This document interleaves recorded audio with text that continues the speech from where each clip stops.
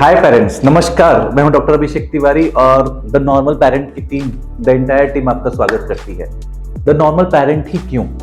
Because friends, कहीं ना कहीं आजकल के जमाने में हम अपने बच्चों के लिए कुछ स्पेशल करना चाहते हैं। हम चाहते हैं कि अपने बच्चे के लिए हम सबसे बेस्ट पेरेंट बने, बट बेस्ट बनने के चक्कर में हम जो नॉर्मल चीजें हैं वो भूल चुके हैं। तो चलिए फ्रेंड्स, आज डिस्कस करते हैं और पूरे वीडियो को जरूर देखें, स्किप ना करें, बिकॉज आपको समझ में आएगा मैं आपसे कहना क्या चाह रहा था इस वीडियो में।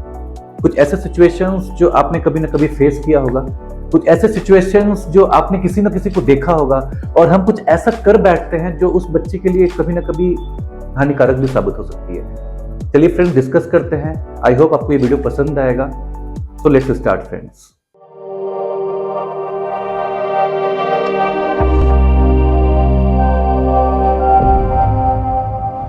तो सबसे पहला पॉइंट है फीवर, बच्चे को बुखार आना।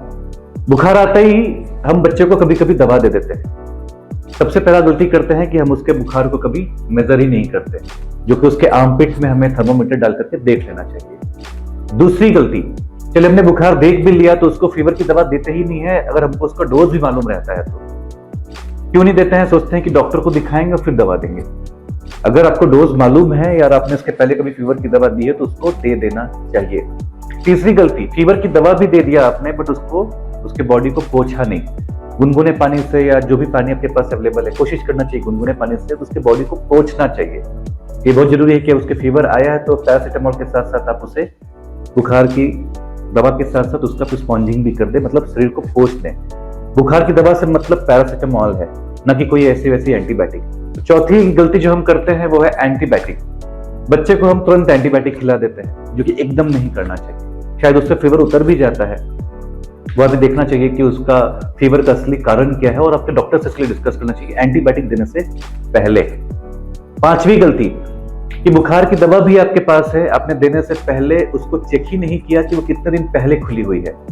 यूजुअली हम एक्सपायरी तो चेक कर लेते हैं, बट वो 1 महीने से ज्यादा खुली हुई दवा रहती है तो यूजुअली ये दवाइयां काम नहीं करती, उनका असर जो होता है अच्छी तरह से नहीं होता है। दूसरा प्रॉब्लम है वॉमिटिंग, बच्चे को उल्टियां हो रही हैं। इस सिचुएशन में हम क्या करते हैं कि बच्चे को उल्टी की दवा देते ही नहीं है, अगर हमको मालूम रहता है तो।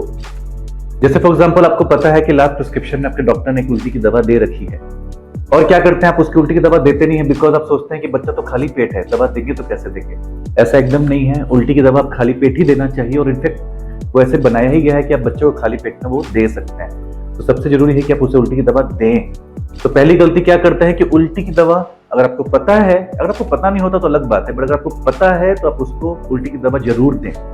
दूसरा है कि बच्चा उल्टी पुल्टी किए जा रहा है तो उसमें पेरेंट्स उसे ओआरएस पिलाने लग जाते हैं। देखिए, ओआरएस एक अच्छी चीज है, लेकिन उसका सबसे ज्यादा महत्वपूर्ण काम कब होता है? जब बच्चे को दस्त हो रही है, पतला पैखाना हुए जा रहा है, तब आप उसको ओआरएस देते हैं तो ज्यादा इफेक्टिव होता है। अगर बार बार बच्चा उल्टी करता है तो आप उसे प्लेन वाटर फिल भी दे दें, लेकिन अगर कोशिश करें कि उसको ओआरएस ज्यादा ना पिलाएं। ओआरएस देने से कभी कभी उल्टी और भी ज्यादा होने लग जाती है। 2 कारण है, ओआरएस से तो उल्टी थोड़ी होती ही है और साथ में उसका जो टेस्ट होता है बच्चों को अच्छा नहीं लगता। इस चक्कर में क्या होता है, ओआरएस पिलाते रहते हैं, बच्चा उल्टी करते रहता है और उसकी सिचुएशन और भी खराब हो सकती है। थर्ड गलती करते हैं उल्टी करने के समय कि बच्चों को कुछ खिलाने की कोशिश करते हैं। ये देखते हैं कि नहीं, शायद बच्चा कुछ खिला देंगे फिर उसके बाद दवा देंगे। ये थर्ड गलती है, कभी ऐसा नहीं करेंगे। अगर बच्चे को उल्टी होता है थोड़ा उसको शांत होने दें, 1-2 घंटा उसको शांत होने दें। हो सकता है कि उसने वो उल्टी ऐसे ही कर दिया हो, शायद उसका उसके पहले वाला खाना पसंद नहीं आया हो या फिर उसको वो सूट नहीं किया। फॉर एग्जाम्पल आपकी भाषा में अगर बात करें तो अब थोड़ा टाइम दें, उसके बाद आप उसको उल्टी की दवा दें, या फिर अगर खिलाने की कोशिश करें तो हमेशा उसको टाइम देने के बाद। उसने उल्टी कर दिया, उसके बाद तुरंत वो खिलाने की कोशिश करते हैं कि शायद बच्चे को थोड़ी कैलोरीज मिल जाए, एनर्जी मिल जाए। तो ऐसी गलती कभी ना करें। और चौथी गलती जो उल्टी में करते हैं, वो समझते हैं कि बच्चे को सो कॉल्ड गैस की प्रॉब्लम हो रही है और अपने हिसाब से कुछ सो कॉल्ड गैस की दवाई दे देते हैं या फिर कुछ घरेलू नुस्खे करने लग जाते हैं, जैसे कभी हींग, कभी जायफल का घासा। ऐसा कभी नहीं करना चाहिए। अगर आपको लग रहा है कि उल्टी हो रही है, सबसे पहले जैसे मैंने बताया कि उसको थोड़ा टाइम दें, थोड़ा उसके पेट को थोड़ा आराम दें, उसके बाद आप उसके बाद कुछ खिलाएं या फिर मेडिसिन दें। तीसरी सिचुएशन जो बच्चों में बहुत कॉमन है वो है लूज मोशंस, पतली दस्त होने स्टार्ट हो जाती है जब। उसमें क्या करते हैं कि सबसे पहले तो घर वाले उसका खाना ही बंद कर देते हैं। अगर वो दूध पिलाते हैं तो दूध ही बंद कर देते हैं, स्पेशली अगर माँ के दूध पे।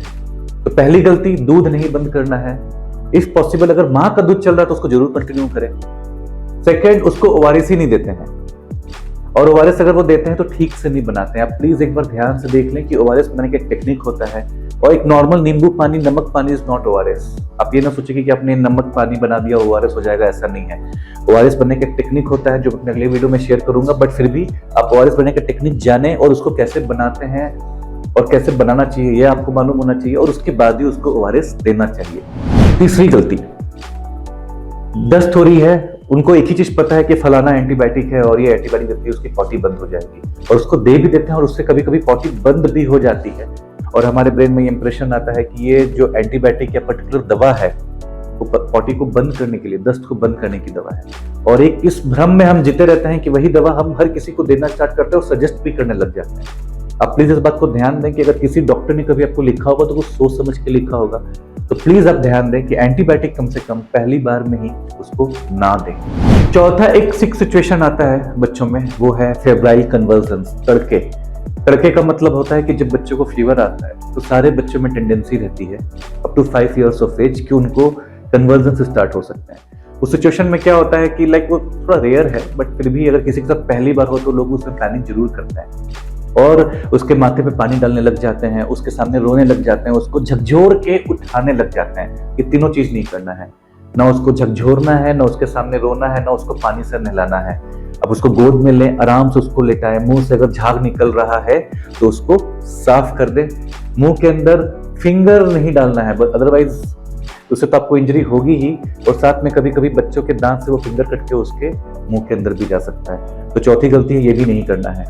तो बच्चे को आप स्टेबलाइज करें, आप नियरेस्ट डॉक्टर को जरूर कंटिन्यू करें। अगर पहली बार हो रहा है तो फिर आपके लिए थोड़ा तो पैनिक सिचुएशन होगा, ये मैं मानता हूँ, पर अगर दूसरी बार हो रहा है तो मैं आशा करता हूँ कि आपके डॉक्टर जो हैं, जिनको आपने पहली बार दिखाया होगा, तो आपको कुछ दवाइयां बताएंगे जो इमरजेंसी में आप उसको इस्तेमाल कर सकते हैं।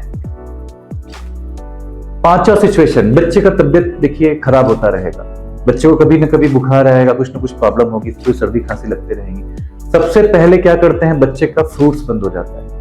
अगर बच्चे को बनाना पसंद है, अगर बच्चे को एप्पल पसंद है, तो सबसे पहले वो बंद हो जाता है। और इस सीजन में अगर बच्चे को थोड़ी सर्दी हो गई तो बनाना बंद। आपको ध्यान देना होगा कि बच्चों के लिए बनाना, फ्रूट्स या जो भी एप्पल या जो भी उसको पसंद है आप उसको जरूर दें। इस बात को ध्यान दें। ये जो भी फ्रूट्स होते हैं उनके लिए एक अच्छा कैलोरीज का सोर्स होता है बच्चों के लिए। मिनरल्स तो मिलता ही है, बट सबसे इंपॉर्टेंट सोर्स होता है फाइबर्स का। फाइबर्स इसलिए कि बिकॉज बच्चे ठंडे में थोड़ा पानी कम पीते हैं, और वो फाइबर्स भी ना ले तो उनके पॉटी में समस्या होती है। और फर्स्ट 5 years ऑफ एज ये उनके लिए बहुत कॉमन प्रॉब्लम है कि पॉटी हार्ड होने लग जाता है, जिससे अलग अलग प्रॉब्लम्स भी स्टार्ट हो सकते हैं। तो प्लीज फ्रेंड्स, कोशिश करें कि अगर वो फ्रूट्स पसंद करता है तो जरूर दें। आपके डॉक्टर भी कभी मना नहीं करेंगे कि आप फलाना फ्रूट्स आप ना दें।